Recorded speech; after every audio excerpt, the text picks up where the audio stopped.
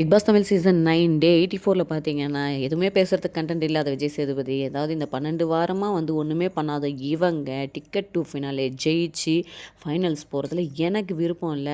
நான் போலனாலும் பரவால்ல. அவங்க போகக்கூடாதுன்னு நீங்க யார நினைக்கிறீங்க? அப்படின்னு சொல்லி ஹவுஸ்மேட்ஸ் கிட்ட கேட்க, சுபிக்ஷா என்ன சொல்றாங்கன்னா, திவ்யா அவங்க கோபத்த தவிர வேற எதுவுமே பண்ணல அப்படின்றாங்க. அதுக்கு அடுத்ததா பார்த்தீங்கன்னா, கம்ருதீனும் வந்து திவ்யாவ தான் சொல்றாங்க. அவங்க வந்து ஒரு பாயிண்ட் எடுத்து வைக்கும்போது அத வந்து அக்செப்ட் பண்ணிக்கிறதே இல்ல. உடனே வந்து விக்ரம் என்ன பண்றான், உள்ள வச்சிருதெல்லாம் வந்து கக்க ஆரம்பிச்சிடுறான். என்ன சொல்கிறான்னா, அவங்க வந்து இது வரைக்கும் ஒஸ்ட் பர்ஃபார்மன்ஸ் தான் கொடுத்து வந்து இது பண்ணியிருக்காங்க அப்படின்னு சொல்லிட்டு விக்ரம் சொல்கிறார். அதுக்கடுத்ததாக பார்த்தீங்கன்னா, அரோரா எழுந்து சாண்ட்ரா போகக்கூடாதுன்னு நினைக்கிறேன் அப்படின்னு சொல்லி சொல்கிறாங்க. சபரி என்ன சொல்கிறாங்கன்னா, நானும் சாண்ட்ரா தான், நாங்கள்லாம் போட்ட உழைப்பை பார்க்கும்போது அவங்களாம் ஒன்றுமே போடலை, அதனால் வந்து அவங்க டிக்கெட் டு ஃபினாலே ஜெயிச்சு போகிறதுல எனக்கு பெருசாக வந்து விருப்பம் இல்லை அப்படின்றாங்க. அதுக்கடுத்து சுபிக்ஷா திரும்பவும் வந்து கம்ருதீனை சொல்கிறாங்க. திவ்யாவும் கம்ருதீனை சொல்கிறாங்க. என்ன சொல்லி சொல்கிறாங்க அப்படின்னா, தலை டாஸ்க்கை தவிர அவர் வேறு எதுவுமே பெருசாக பண்ணலை அப்படின்றது தான் என்னுடைய கருத்து அப்படின்னு சொல்லி திவ்யா சொல்கிறாங்க.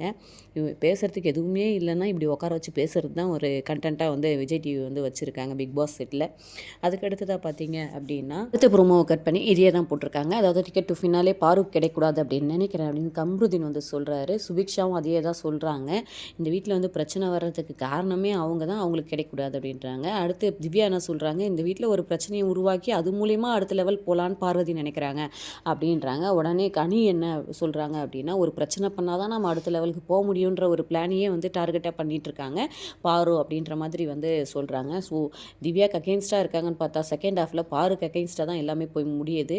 அதுக்கப்புறமா பார்த்திங்கன்னா, எரியிற நெருப்பில் எண்ணெய் ஊற்றுன மாதிரி கமருதீன் என்ன சொல்கிறாங்க, வேலையை வந்து சரியாக செய்ய மாட்டாங்க, சொல்கிற வேலையை பிக் பாஸை மதிக்க மாட்டாங்க, ஏதாவது போட்டியில் இது பண்ணால் அதை ஸ்போர்ட்டிவாக வந்து எடுத்துக்க மாட்டாங்க அப்படின்னு சொன்னதும் பார்வதிக்கு இன்னுமே வந்து இப்போ தான் உண்மையிலே ஹர்ட் ஆகிற மாதிரி இருக்குது. மற்றவங்களெல்லாம் லெஃப்ட் ஹேண்டில் டீல் பண்ண பாருக்கு கம்ருதீன் வந்து இப்படி உஷாராயிட்டானே அப்படின்றது தான் வந்து இன்றைக்கி வந்து ஃபீலிங் அப்படின்ற மாதிரி இந்த ப்ரோமோவில் வந்து காட்டுறாங்க. பார்ப்போம் பார்வதி பவுன்ஸ் பேக் ஆக்குறாங்களா இல்லை கம்ருதீனுக்கு இது பேக் ஃபயர் ஆக போதா அப்படின்னு வெயிட் பண்ணி பார்க்கலாம். அது தெரிஞ்சுக்கணும்னா நம்ம சேனலை சப்ஸ்கிரைப் பண்ணுங்கள்.